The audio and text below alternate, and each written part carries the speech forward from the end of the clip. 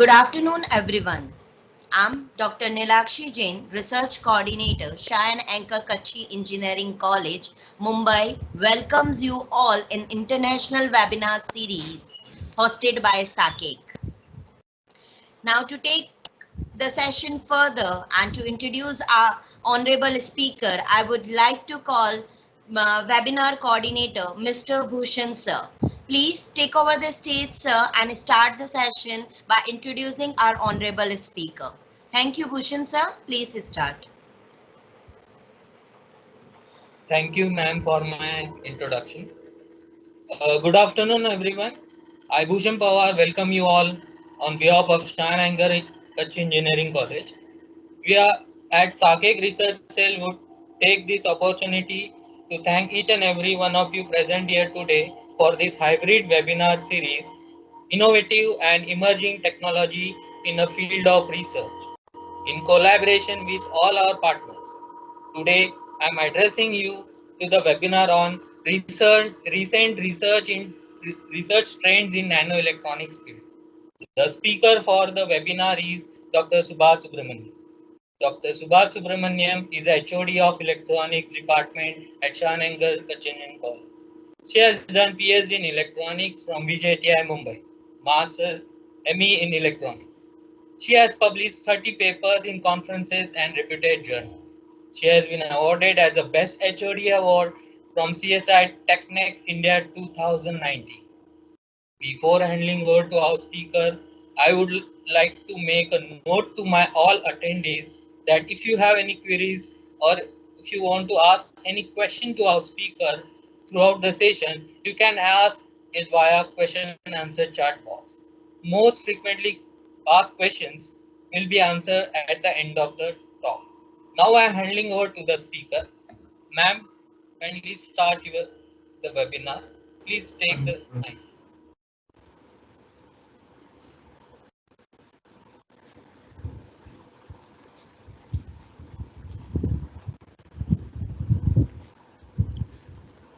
Good afternoon, everyone.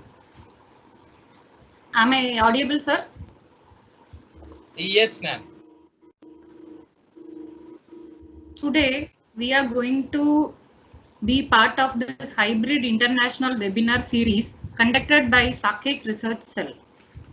I thank Dr. Bhavesh Patel, Principal Shanankar, and Dr. Nilakshi Jain and the team for giving me this opportunity to present a seminar or a webinar on recent research trends in nanoelectronics field. So I'd like to go with my presentation.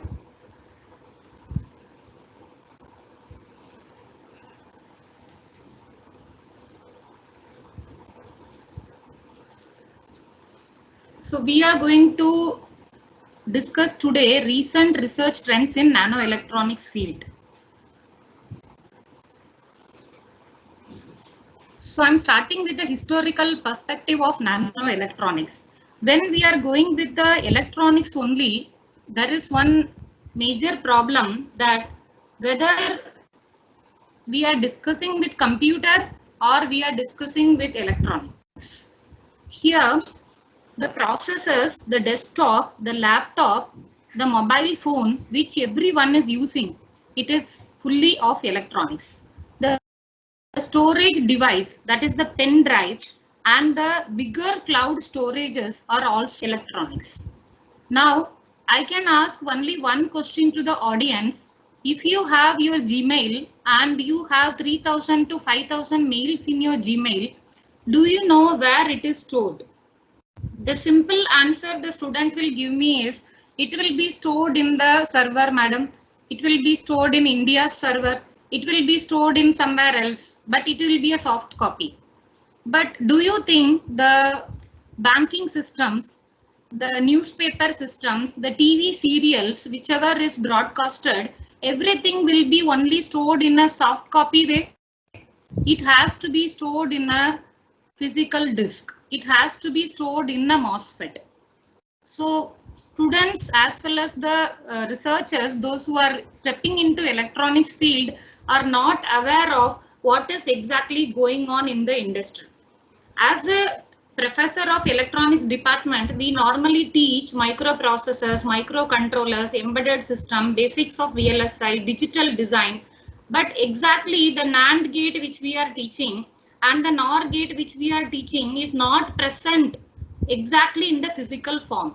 What is present in the physical form is logic form families, which they tried with TTL, ECL, and today it is CMOS technology. The CMOS technology is a combination of PMOS as well as NMOS. MOSFET is the actual basic element of the electronics industry. So in this seminar, what I'm going to do is I'm going to take you all to a world of MOSFETs, which is used currently today, which is beyond our curriculum, which is beyond our syllabus. Then I can list you the scope of research that what all you can do here so that anybody will be inspired and then you can start your PhD on this topic. So as every electronics engineer, it always starts with Moore's law that number of transistors on an integrated circuit chip doubles every 1.5 years. And that has come true when we started with 8086 with 30,000 components and Pentium, which is called as 80586. It is also 86 family, which is having more than 3 lakhs components into that. Now we have come far way and we have millions of trillions of components in the current processor, and we are in an era of multitasking as well as multi-core technology. The i7, which is having 8 cores in it, has to communicate each other with multi-core also. So multitasking, which everyone is doing in your laptop, that opening Word, opening Google Chrome, opening C, many things we are opening at a time, and we want our laptop to be faster, faster and faster. So one or the other way they found, when you reduce the size, you are getting the more current. That is the only reason why things have become miniaturization today. I normally tell my students that nothing is for fashion, nothing is for show off. It is exactly only for money and money and money. That is the way industry is running. So when they came to know, when you miniaturize the device, you will be able to get more speed. That is the more drive current. Then they started miniaturization the things. And that is how so many things popped out and how we got our sleek mobiles, sleek laptops and everything. Now, how we will see the motivation behind this is silicon, only the planar transistor are fast approaching their scaling limit. All the fabrication industries are made of silicon and there is no replacement of silicon till today. So people are working on many things to replace silicon, and that is really a challenging environment today because one cannot shut down their fabrication lab and then they cannot make so many people jobless. As you all know, when you are going to buy a PC also, many things are assembled. So many parts are taken from small scale industries and they put a big company, put their stamp and they sell it.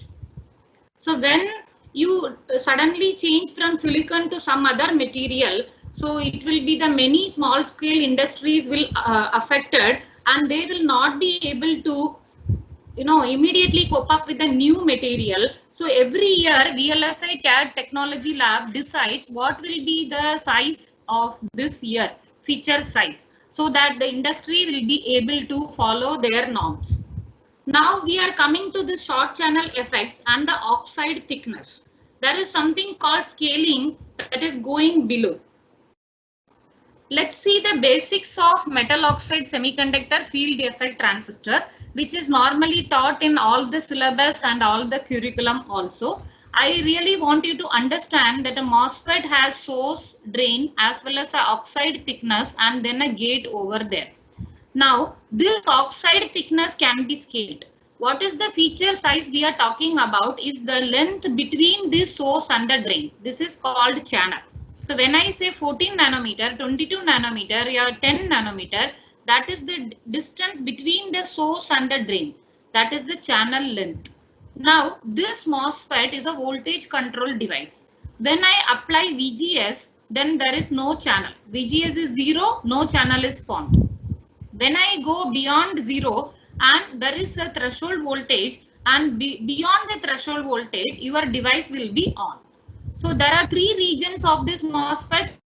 One is cutoff, another is linear and saturated. For information, the linear region, the MOSFET will act as a resistor. So we do not operate MOSFET in the linear region. We have to use it as a resistor whenever we want in a linear region. So either it is operated in the cutoff region or it is operated in the saturation region. So basically your MOSFET is a switch. So this switch will be controlled by this C, that is the voltage I am giving over here. And when it is 1, it will be on. When it is 0, it will be off. That is, whenever there is a ID drain current flowing, the device is considered to be on. And whenever there is no ID current flowing, then the device is considered to be off. Other than this, you can just understand the threshold voltage should be crossed to make the MOSFET on. So for now, it is MOSFET is a switch. So using this switch, we can make a NAND gate, NOR gate, inverter, and then you can go ahead with adder, subtractor, multiplier, registers, and that is how the microprocessor is made of the MOSFETs. Hope you are getting me. And we can fabricate microprocessors, microcontrollers, and the memory devices using this MOSFETs. Now this MOSFET can store 1 or 0. So storing 1 or 0 without any thinking capability, that is nothing but a pen drive. Pen drive do not have a brain. It will just store whatever you are storing. So you can use a pen drive to store the things. So it is a column and row combination of MOSFETs. So when I have a 3 cross 3 MOSFET, I can really expand it to 128 cross 128. That is the reason you are having a 32 GB, 64 GB, 128 GB, and now it has gone to terabyte area, and the error in memory element has been huge because of only the row and columns of the MOSFET. We don't have to think about anything. We just have to put it in a row column way so that we get a bigger pen drive size or a external storage device. But when you are going to build a new processor, when you are going to build a new controller, what you want? You want multitasking, you want multi-pipelining, you want multi-storage and memory management unit. And now we want multi-cores. And then also if my 5 screens are opening and my laptop hangs for a second also, I get irritated. So that is the delay which you have to solve. And that is the problem that you have to, if you are able to solve, your laptop will be a best seller in the market. So the things behind this processor industry of putting integer pipelining, floating point pipelining, multi-pipelining methods, and coming out with whatnot will be a huge challenge, because you have to design each and every circuit with your MOSFET. Hope you understand the concepts of MOSFET. Now the same MOSFET I am going to use, but I want to scale down this. Means I want to reduce the channel length which I was using earlier. So see the figures, 350, that is 0.35 micrometer, that is the distance between the source and the drain. That is 350 micrometer, can be known as a long channel MOSFET device. This is 180 nanometer. This is what we normally take for the students in the lab, which is again greater than 100 nanometer, which is again a long channel device. But when you come to 100 nanometer itself, the device is shrinking. And this is an example of a 70 nanometer. But what is today's industry? Today's industry, Intel has already fabricated a 10 nanometer device. 10 nanometer device. That means the channel length between the source and drain is only 10 nanometer today. And i7, they did it with 14 nanometer. So when we are studying a 100 nanometer long channel device and suddenly we are coming to a 70 nanometer or 10 nanometer, then there is a huge challenge. how you are going to, take care of this, all the parameters of the MOSFET, how you will manage. There is power dissipation, there is threshold voltage, there is a on current, there is a off current, there is a sub-threshold slope, there is a Dibble drain induced barrier lowering and whatnot. So what is happening here? A increases, B decreases. It is normal. If you want to have a good product, it will be costly. So you cannot get a good product in a less cost. So what you have to do, you have to come up with the good quality product in a low cost. That is something really not possible. And what is happening here is, if A increases, B decreases, and that is the research field of nanoelectronics, because a researcher has to take care of A and B. And here it will be more than 8 to 9 parameters in the nanoelectronics field.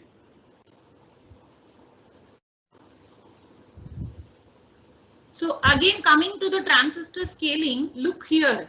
This is 2003 when we were talking about the MOS. And then that time only they started with 50 nanometer length and they started with silicon germanium. So they made alloys of silicon germanium and they found out it is working better for a PMOS. And at the same time, they started scaling this oxide. Oxide is the region between the gate and the channel. So oxide has to be scaled. So they came up with 1.2 nanometer oxide and ultra thin oxide silicon dioxide, and then 65 nanometer node, and then 45 nanometer node in 2007. They worked on high K as well as metal gate options. So high K, that is instead of silicon dioxide, they worked on hafnium oxides, Al2O3, lanthanides, and then what all we are doing for this, we have to increase the drive current. There is only two challenges in MOSFET.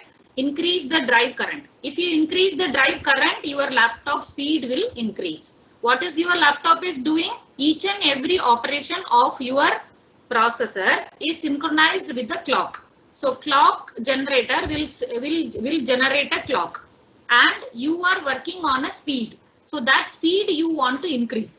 How you can increase? If you increase the drive current of the MOSFET, your circuit operation speed will increase and it will automatically increase the speed of your microprocessor.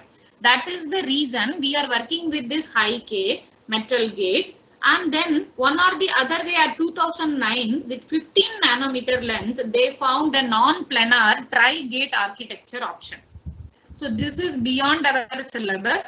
Our syllabus only deals with diode, transistor and MOSFET, and then we are teaching all the circuits inside the processor, and then it goes into embedded system design for designing circuits. But when you really want to step into the field of nanoelectronics, you need to understand the planar MOS structure will not help. You have to go with a different novel structure. And then after that, 2015, 19, 20 above, they are currently looking into 3rd and 5 devices, carbon nanotubes and nanowire. So let us look into this history very quickly. So this is one slide which I am showing here, the multi-gate device structures, because planar structure will not work. The 14 nanometer device which Intel has done for i7, it is a tri-gate structure patented by Intel. They will not release it to anyone. But people have worked on various device structures with a single gate, with a double gate, with a triple gate, and it's a fin type gate, it's a ohm type gate, it's a pi type gate. It can be a gate all around structure also. What for we are doing all these things? To increase the current. So if you increase the current, there is one problem, that is which is something called as current density. How density? Density is J is equal to I upon A.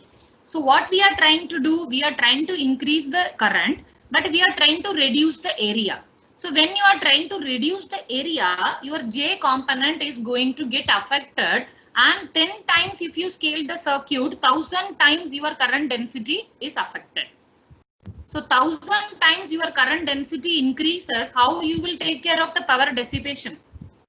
Power dissipation is a huge open area for research, and till today also you can feel the heat which is coming out of your laptop. That is the major challenge which each and every student of this generation has to solve.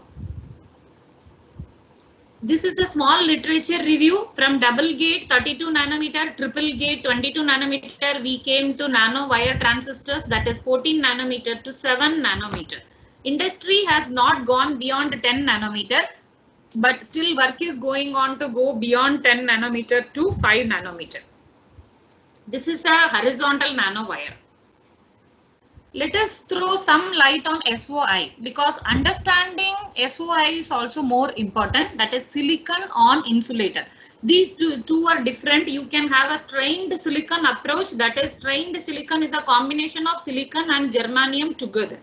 But silicon on insulator, you have to develop a MOSFET on a silicon on insulator. This is to have a low leakage. The leakage current has to be managed. That is the only reason we want to go for a SOI. What is SOI? See, when you go and build the MOSFET area, and when you are entering into the CMOS world and you are trying to develop a processor, okay, we are teaching diode, we are teaching transistor, we are teaching some other thing. That is the normal complaint of a student. But why we are teaching all these things? When you are going with a MOS device with billion and trillion of transistors, where there is a PN junction formed, it is a diode. It's a virtual diode. So diode with forward bias is manageable. But when you go with a diode with reverse bias, it will give you a breakdown. Then your entire circuit will get damaged. So you have to study diode, as well as you have to study a transistor PNP device or a NPN device, how it will operate, cutoff, linear, as well as active region and the saturation region. And the similar way, if you think about PNPN, it forms a SCR. SCR has a bad habit. It will trigger on its own. So when it trigger on its own, after the triggering point, the current flow will be enormous. That is the condition which is called as latch-up. So you cannot avoid formation of PN junction. You cannot avoid a formation of PNP. You cannot avoid a formation of PNPN. But biasing is in your control. You can control the triggering point of SCR. You can control the triggering point of diode as a reverse bias. So this control is in you with the voltage. So that has to be done by channel doping, material selection, and much more things. So when they tried with SOI also, 3 types of MOSFET has been invented. That is a conventional MOSFET, a partially depleted SOI, as well as a fully depleted SOI. So it is somebody's research that they came up with a partially depleted SOI, silicon on insulator, and a fully depleted SOI. Now see the figure. I'll request one thing to the audience that try to and make yourself to live with graphs, because the graphs are the future and graphs will give you the inferences. From the inferences you have to come to conclusion. So it is only trial and error method of research, and then you have to plot it, and from the plot you have to come to the inference, and if you have to get the inference from that, you have to come out with a proper conclusion. See this, somebody worked on partially depleted MOSFET and a fully depleted MOSFET. Then there are some kink effect is identified over here. So this identifying kink effect is also a research. And then this can be solved by the fully depleted MOSFET. That is also a research conclusion. So somewhere or we can conclude that fully depleted MOSFETs are better than the partially depleted MOSFETs. And there is an introduction of kink effect, and the kink effect can be solved by fully depleted MOSFET. This is how research problems are created, and this is how research problems are solved. So you have to make a problem formulation first and then try to solve it, or most of the cases the solution is done first and then the problem is identified.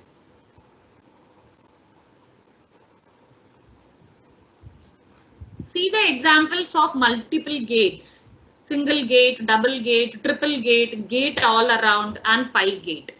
Why? For better performance and better current and better speed. So this is IBM's FinFET and double gate SOI. So when double gate was introduced, IBM came out with FinFET. and it's a fin type. You can see here, as we already discussed, there is no logic gate symbol exist in any of the ICs. What we have is source, drain, and a channel. So source, drain on and a channel on the box, that is bottom oxide. So above this surface you have this source, drain, and the channel.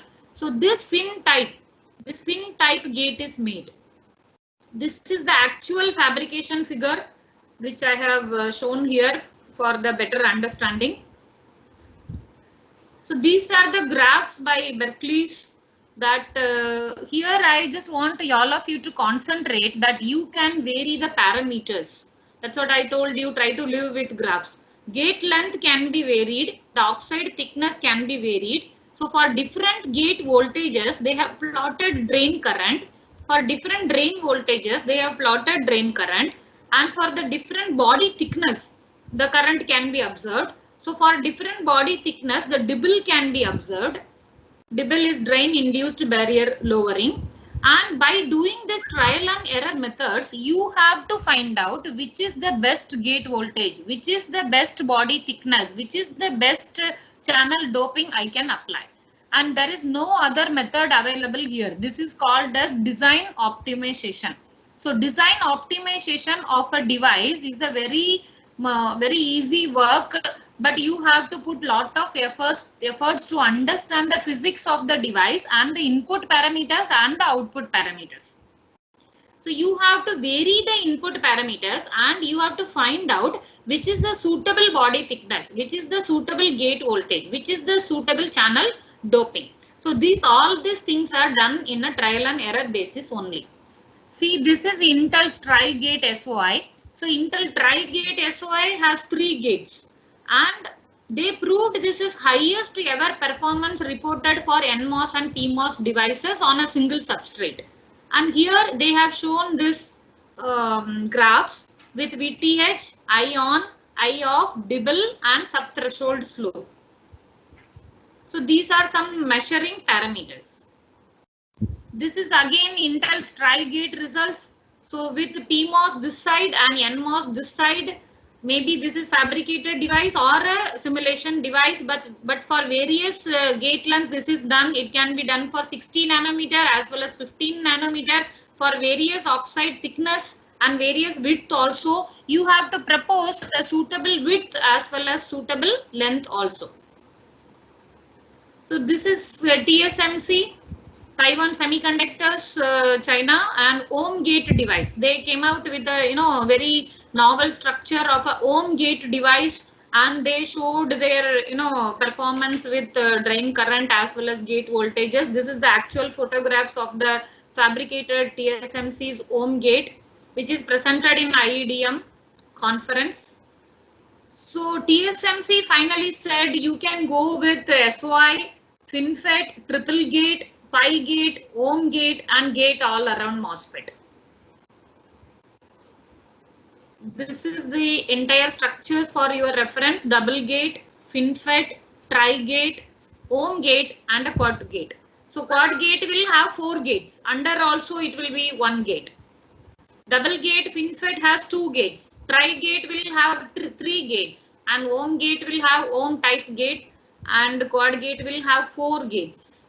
This is the actual 2-dimensional, you can say, symmetric as well as asymmetric devices. Both are possible. Double gate, you can have 2 gates. It is shown in red color. And tri-gate, you can have 3 gates. Upper also there is 1 gate. Ohm gate, you can see there is a penetration in the oxide substrate. It is going inside. Okay, that makes a difference because it affects the source drain possibilities also. This is ohm gate. See the quad gate. Quad gate will have 4 gates. There is 1 gate under this also. See, sometimes it may be advantageous, sometimes it may be disadvantageous. But one has to find out that whether it is advantageous or not. Even you come out with something is not advantageous in your research, and that can be also published. This is the ohm gate. They said the virtual presence of the back gate is also, it's a pseudo 4th gate. We cannot apply voltage to that. So it's it's of a virtual gate only. There is no much performance in that. So FinFET, Tri-Gate and Pi-Gate and Quad-Gate. Now I said try to live with graphs. Now as a student, you can just look into this graph and a layman language, you can say the FinFET is giving a higher current in the y-axis. By looking at the four graphs, anyone can draw this inference. So FinFET gives you a higher current. That means FinFET is better than Tri-Gate, Quad-Gate and Pi-Gate. But unless until you do this comparison, you will not come to know. So you have to do the design, then you have to analyze, then you have to come out with this modeling and simulation first, and then only it can be fabricated. And even after fabricating, you have to test this so that you will be able to conclude is giving you performance. So by these figures, you can see this FinFET is giving a better performance. So that FinFET was implemented and the subthreshold slope, normally it has to be 60 millivolt per decade, but it was around 70 to 80, which is a tolerable. Now you have to, somebody did this device dimensions of width, kitna hona chahiye, means how much should be the width, how much should be the channel doping, how much should be the work function. Depends on the work function, you will choose the metal of the gate, and it will be the oxide thickness. And you can propose something weight is to height ratio. What should be the weight is to height ratio? What should be the number of what should be the oxide thickness? And for this work function, how much gate length and how much oxide thickness should be there? So it's a very research scopes are more in this. You can see these graphs like channel doping versus subthreshold slope. You can do channel doping with threshold voltage, channel doping with Dibble. As I said, Dibble increases, SS will be affected. SS you are able to tolerate, your threshold voltage is affected. Everything is under control, your on current is affected. And if you are coming out with an entire on current better, still your leakage current is affected. So, there are many scope for research in this field.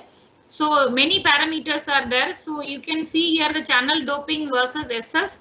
Here it is gate length versus threshold voltage. So threshold voltage should not reduce much more. Then the device will be ever on. Then that is a problem. So it is very sensitive matter when you deal with the threshold voltage. So you have to plot it and you have to see for different gate lengths and for different channel doping what is the threshold voltage. So how much should be my threshold voltage? For that, how much should be my channel doping? That has to be identified.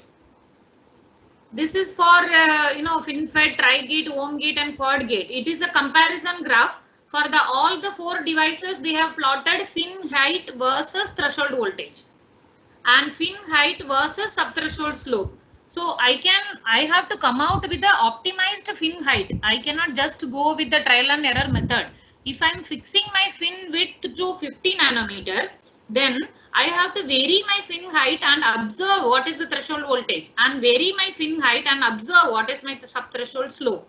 Then only I will be able to come to a conclusion for a fin height. Many researchers have done this, and this is example for gate length with subthreshold slope. Again, it's a very great parameter you have to look into. Now, the ideal gate length / fin width ratio for FinFET is 1.3 times or higher for a Tri-Gate, and Ohm gate it is 0.8 or higher, and for a quadruple gate it is this much. These are the conclusions given by the researchers, and you can write a paper if you can come out with such conclusions. Effect of variation in gate oxide thickness. Again, I told you that oxide has to be scaled. By scaling oxide, we were able to get a better drive current and it increases our speed. But how much you will scale, how much low oxide you will come into? Already we have come up to 1 nanometer. So 1 nanometer oxide is very, very small. It's a very 1 by 10th, yeah, 1 by 100th part of your hair, I think. So it is really impossible to go beyond 1 nanometer. Then what they thought, we can think about making a substitute for silicon dioxide. We can have a substrate of silicon, but we can change the oxide. So new materials have started: hafnium oxide, zirconium oxide, lanthanides, and aluminium oxide. So many people tried various oxides, and it is also a bright future for research. These two areas were untouched. Even I myself wanted to work on this area, but I am really searching for a student for the past 2 years and could not get anybody. This is current gain of H21C. It is of course this MOSFET is a two-port network. Everybody has studied this H11, H12, H21 and H22 parameters. So H21 is nothing but the current gain, which I want to concentrate on. And this unilateral power gain, U maximum, this also I want to concentrate on. But you have to then model your whatever tri-gate structure or a FinFET structure in a H frequency model, and then only you will be able to get these parameters. Lot of mathematics stuff is also included over here, but really if you do it, your paper will be published. This is another untouched area of cutoff frequency and FT and the maximum oscillation frequency, which is RF design. Because all this FinFETs and tri-gate structure, whatever I talked, it is going to be used to design a microprocessor or a microcontroller or a laptop or something. Or in in untouched areas like satellite communication, like cruise control, everywhere this MOSFET is used. So RF becomes much more necessary. But when your device will work in RF, what will be the conclusions, what will be the inferences you can draw? So for that purpose, you have to test, model, simulate your device in the RF design area. Then you have to estimate this cutoff frequency, you have to estimate this maximum operating frequency, then you can predict the performance of your device in the RF design area. RF design area is completely untouched and very less papers you will get, but still people are working on RF a lot, and really a lot of scopes of RF with MOSFETs. Again, I told you FT and maximum frequency of oscillation is the two parameters which everyone has to concentrate. And suddenly people came up with multi-body single gate device. So see here, earlier we can go with the multi-gate device. This is something different, that it will have a multi-body and a single gate. So it's a very new concept and people tried and worked on this. So this has given you the entire idea. After passing out or after doing your final year of BE electronics, what all the areas people have worked on in your electronics field to come up with a laptop or a processor.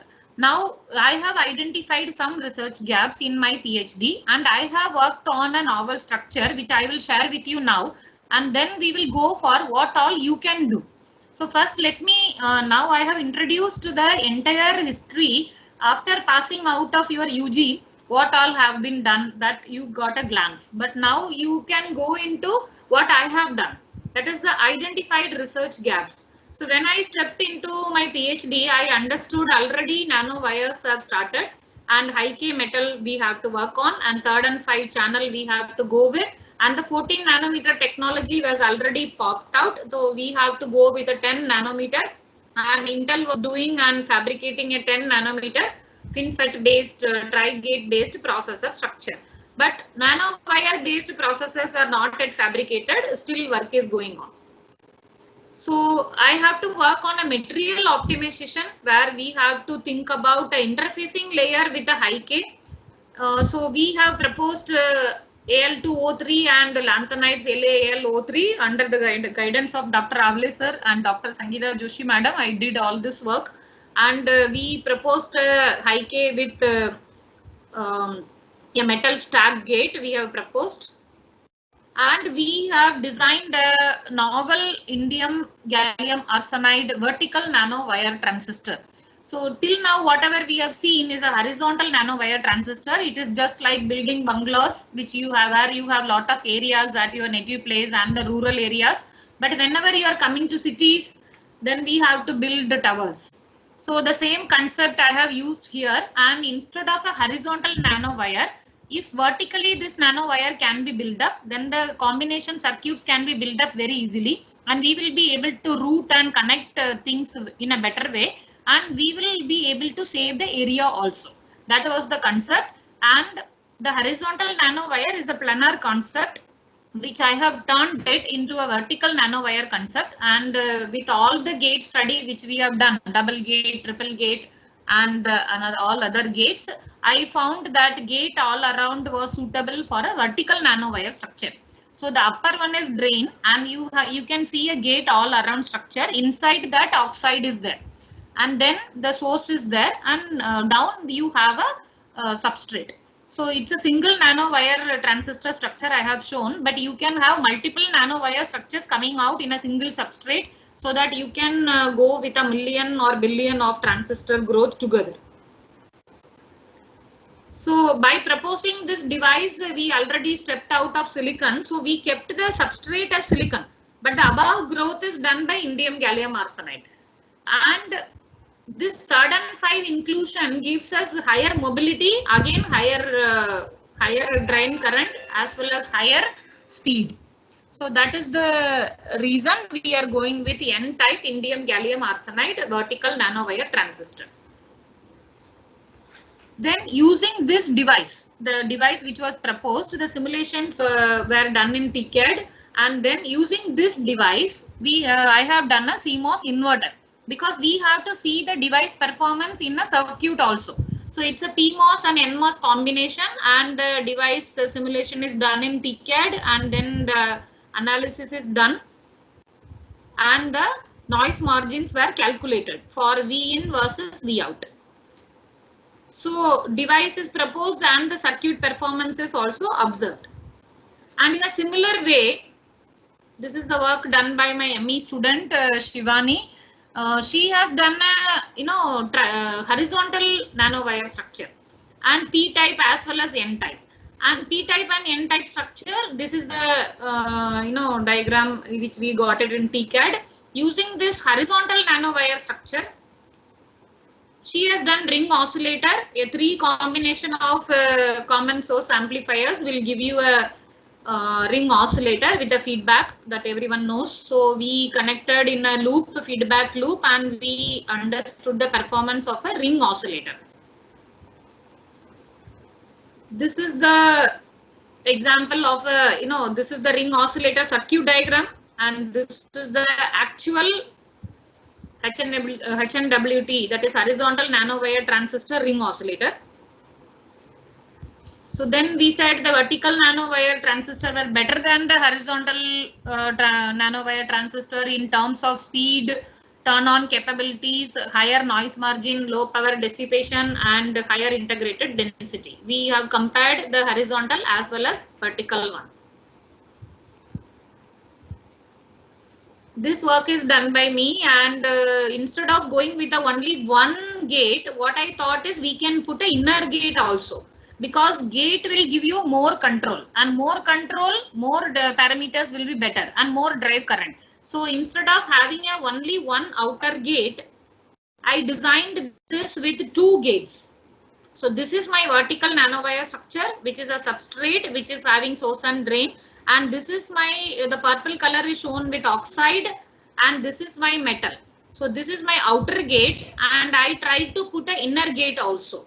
So with the inner gate and outer gate, we could get a better electrostatic control, and there is fringing capacitances and leakages were reduced a lot, and we could come up with a double gate vertical indium gallium arsenide nanowire transistor. So I did modeling of this. That Q is equal to CV is the basic concept used for this modeling. Nothing great actually, but you have to go into basics to go into mathematical modeling. Q is equal to CV is a concept everyone knows, and I have a vertical device and 2 gates. So charge will be equal at both the sides. So outer gate charge and the inner gate charge, I try to equate both, and then I could derive a threshold voltage model. And this is the final equation for the threshold voltage model, and this is the gate 2 as well as gate 1. Even you have oxide 1 as well as oxide 2. The permittivity of the material and the diameter also plays an important role. So by this mathematical modeling also I got the outputs, and by simulation also I got the outputs, and the model was closing to the very close to the simulation results, and that is how we could publish this paper. So these kind of work can be taken up by a novel idea. See, novel ideas can be anything, but it should be reasonable. That suddenly one cannot say I will walk with my head. That is not a PhD. That is not a research problem. It has to be practical, and we will be able to implement this. Because putting a gate up or putting a gate down, it will not work for me. So I have to do a detailed study of what I am doing, and then think about some practical application like this, so that you will be able to mathematically model that also, and then you have to simulate also, and one or the other day you will be able to fabricate this also. So this was the result. With so many oxide material we have tried. 1 nanometer, beyond 1 nanometer we cannot go. So we have to work with our limitations. So 1 nanometer is the oxide thickness, and then we have done the values with analytical model and the simulations, and it is very closely matching. The difference is around 7 to 14%. Then using the double gate vertical nanowire, I tried a 3x1 memory array. So you can see this, it's a vertical double gate actually, and it's a 3x1 memory array. And then I tried a 3x3 memory array. See, there are vast applications of electronics field, and you will be able to do many things in electronics field: memory, inverter, ring oscillator, adder, multiplier, so many things the processor need. So if you really interested, you need to go with a little bit of physics as well as mathematics, and you will be able to do wonders. So this is the structure with memory array with horizontal devices and vertical devices, and we calculated ion upon I disturb and ion upon I disturb, so that we could prove that vertical nanowire transistors were better than the horizontal nanowires. So this is the total summary of vertical nanowire structure. So from the planar MOSFETs, we traveled up to double gate, triple gate, and we came up to nanowire, and then now we discussed about vertical nanowire. Now let us quickly go through what all are left now and what all you can do, as the topic is recent research trends in nanoelectronics field. The emerging things are, other than silicon. So carbon nanotube, here the channel is carbon nanotube. You can see the diagram. It is carbon nanotube. Carbon has a very good parameter. How you roll it depends on the chiral vector. It property changes, and it is really doing wonders. But the fabrication lab has some problem. That is carbon dioxide. Everyone knows it's a huge problem, and carbon monoxide becomes too much to handle. So that is the disadvantages of CNT FET. But still, so many things are done with CNT FET, and CNT FET gives a better threshold voltage control. So better threshold voltage control, CNT FETs are preferred in some areas. You can work on single electron transistor, which is an emerging one, which has source, drain and gate, and there is an island which I have shown here, which is called as tunnel junctions. The entire control of the single electron transistor is done by the gate VG, that is the voltage given here, and the tunnel junctions will be able to control the drain current between source and the drain.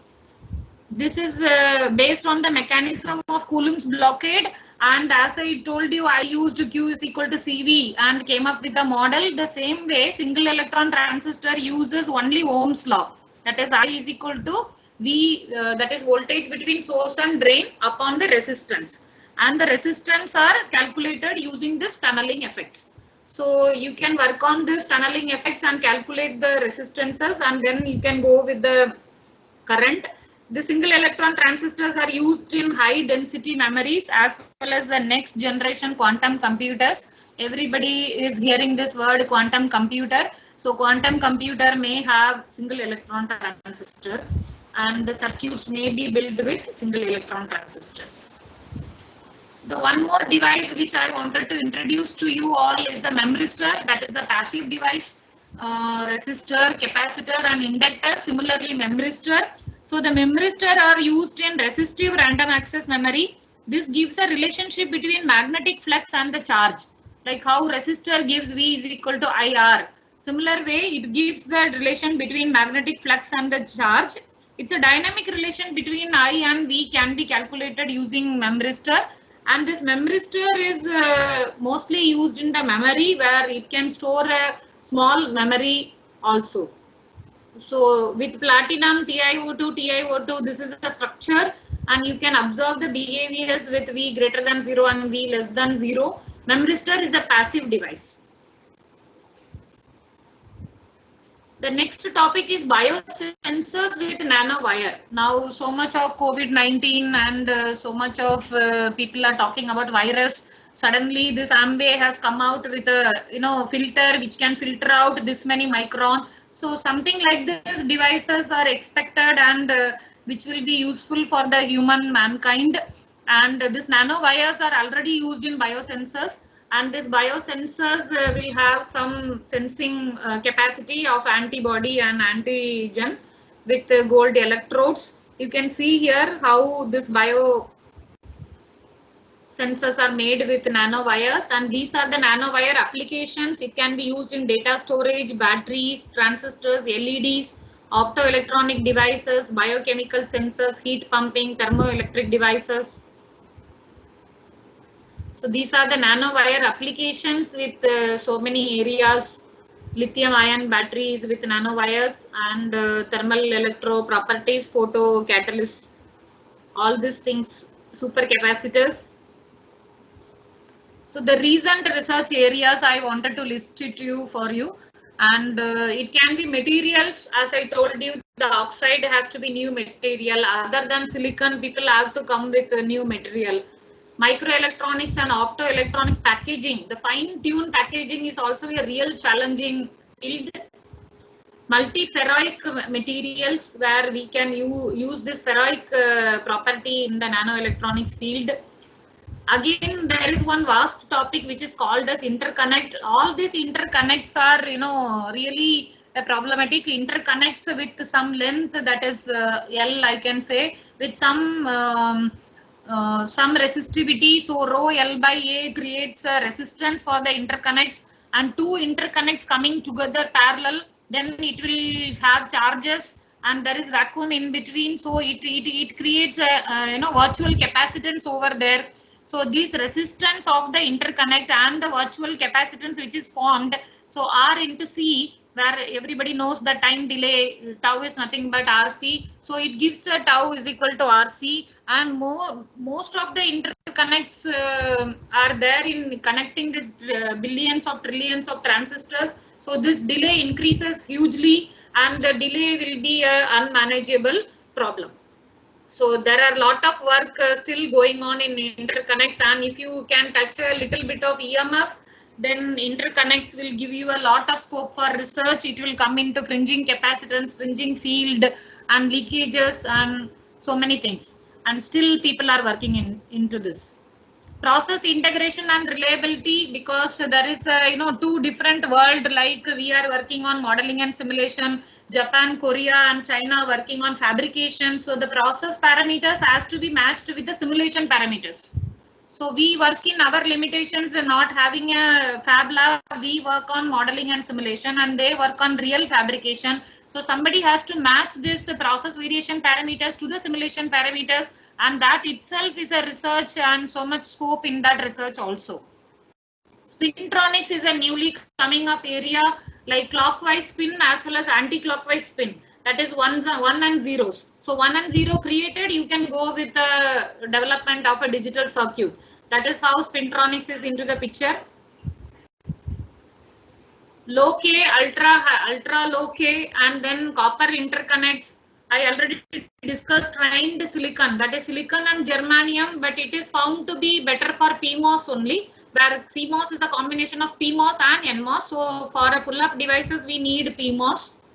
Organic semiconductor materials for opto and microelectronic devices, a very fast growing field with organic FETs.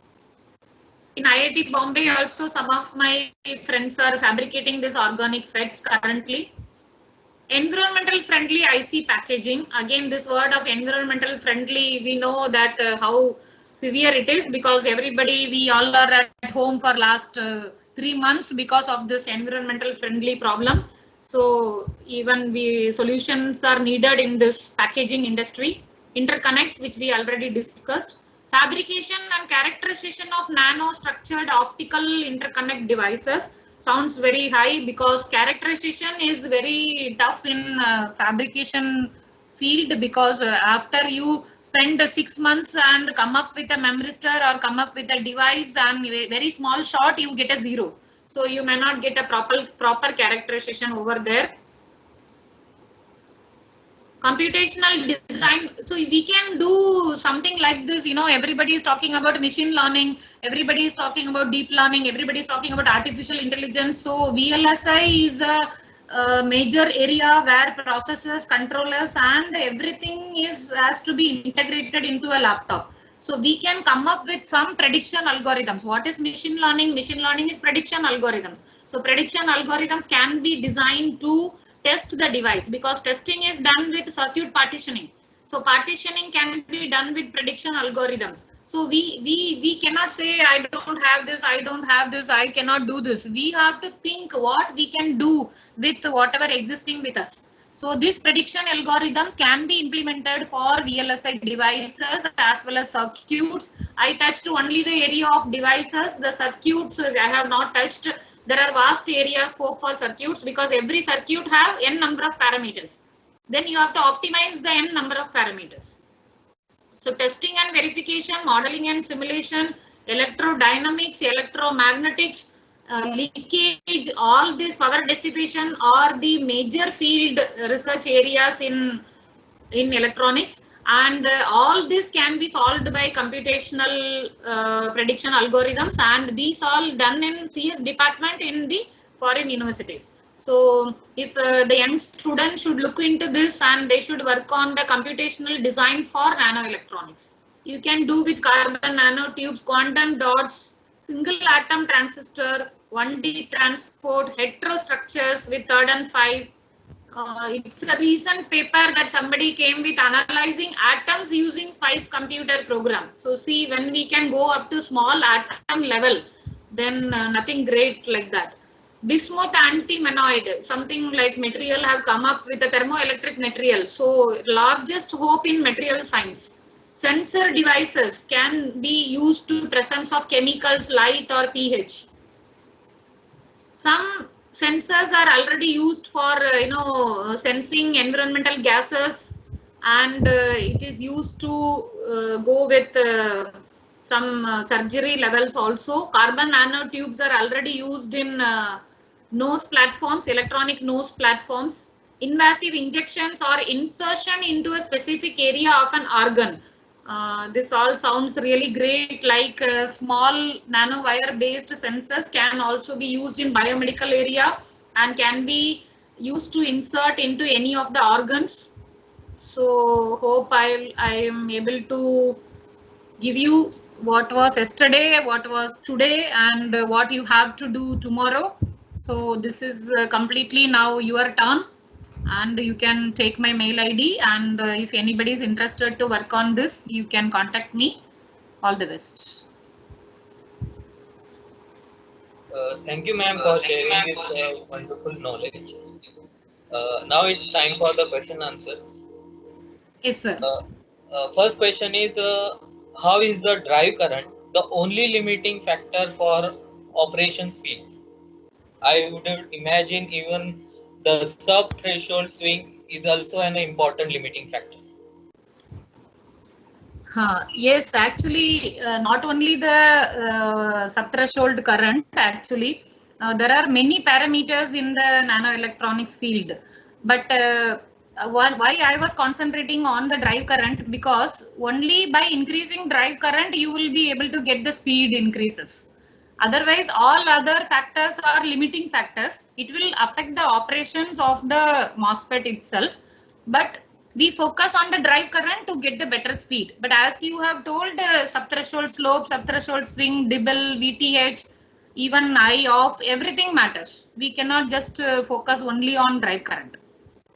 But even if you don't, you come up with a novel structure and your drive current itself is not matching, then no point in working on it, because you should have a high drive current to run the devices. Then only, chain of inverters, chain of common source amplifiers, we can only run a ring oscillator.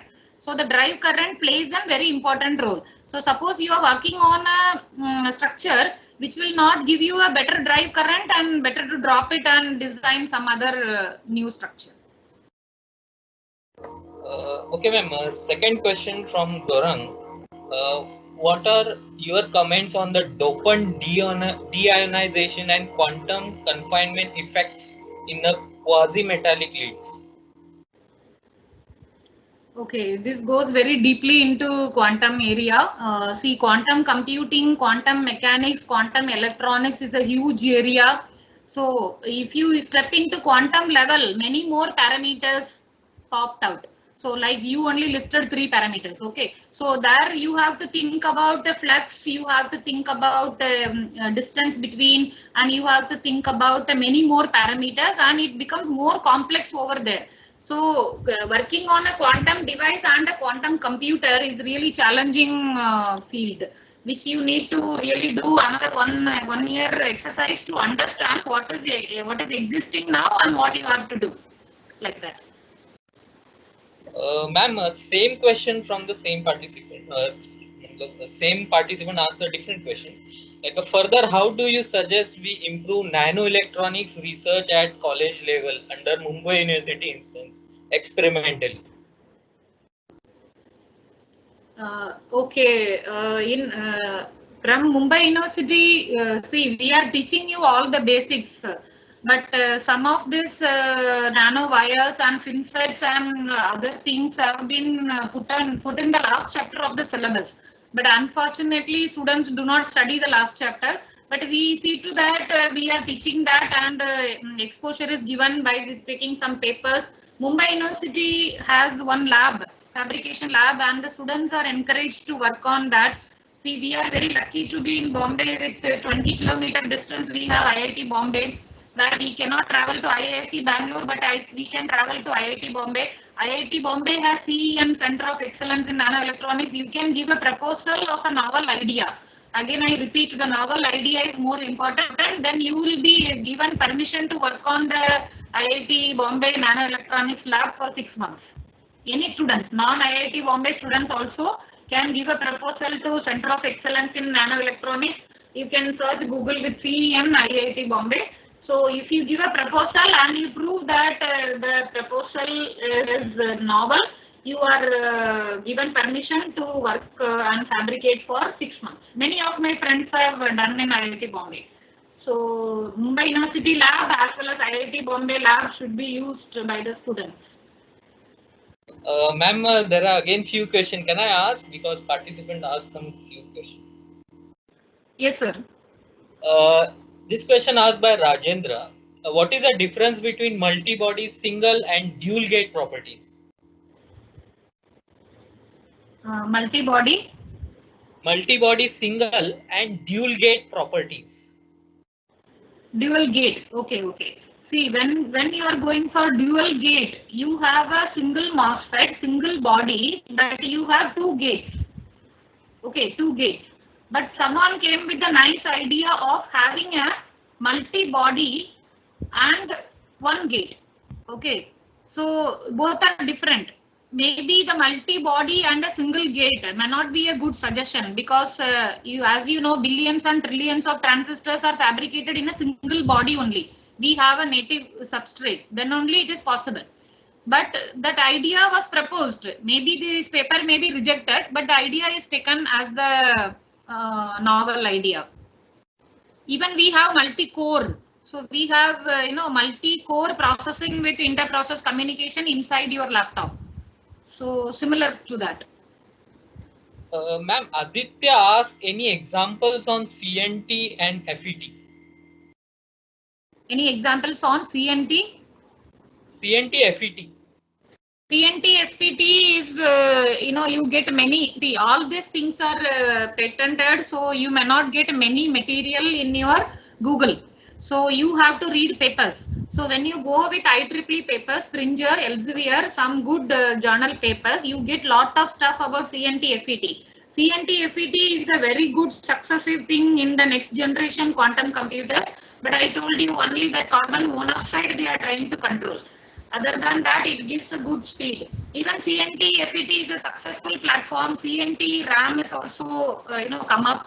So in memory field also CNT has its own impact. Many papers are available with CNT FET. Ma'am, Nitin asked, what is the difference between current control and voltage control devices? Okay, it's a good question and it's a very basic question. See, whenever you go with a BJT, bipolar junction transistor, it's a current control device. It's a current control device. We control the BJT with the current. But when we come to MOSFET, the entire operation is controlled by VGS. That is gate to source voltage. So when you give VGS 0, then the device is off. When you turn on your VGS, beyond threshold voltage, then the device start functioning and entering into linear region. And when you give VDS also, it is a positive voltage. So all electrons will run towards that VDS, and that is how the channel is formed. Otherwise, there is no channel. As soon as you give VDS, as soon as you give VGS and VDS both towards VDS, all the electrons will try to run and you will get the channel and the device becomes on, and once the movement of the electrons becomes stable, you get into the saturation region. Okay, so for getting into saturation region, your VDS should be greater than VGS minus VTH. So you need to go through the basics and you will understand better. So this is the reason that voltage control devices are better, because you have the control when to on the device, when to off the device, that you can decide by VGS and VDS. Ma'am, a last question. Yes, sir. How was the quantum capacitance effect considered in your model? Was that the source of the 10% deviation? Was that the 10% deviation. okay? Quantum capacitance. I must have put the word quantum capacitance. Quantum capacitance, it's like a virtual capacitance. Whenever I am designing something, I am not designing any capacitance, but a virtual capacitance is formed whenever there is two charge medias and there is a vacuum in between. Okay, so I have my silicon dioxide. So silicon dioxide above also there is a charge and below also there is a charge. And I showed you SOI. So SOI also above charge and below charge. Like this, many regions are formed and we have to calculate the virtual capacitance. Similar way, when you go to quantum level for quantum computers, in a quantum level, we have quantum capacitances between two quantum levels. So that has to be modeled and that has to be calculated, which will the area of quantum modeling, which is the full mathematical modeling stuff. And it's really lot of scopes are there, because number of people working on this mathematical modeling of quantum computing is really very less. Thank you, ma'am. Thank you for giving all the answers patiently to our participants. I think it's a time for the certificate that I will hand over to you, that display on your screen. Ma'am, please accept the certificate on behalf of us, Thank you, Saket sir. Research Cell. Thank you, ma'am. Thank you very much. Thank you I all the thank the participants. principal sir and Sakik Research Cell for giving me this opportunity. I thank all my participants also for listening to me. You can, if you are interested, we can work together. Thank you. Thank you, ma'am. Thank you. Thank you all the participants for Thank you, sir. enrolling the. Okay, ma'am. Thank you. Take care.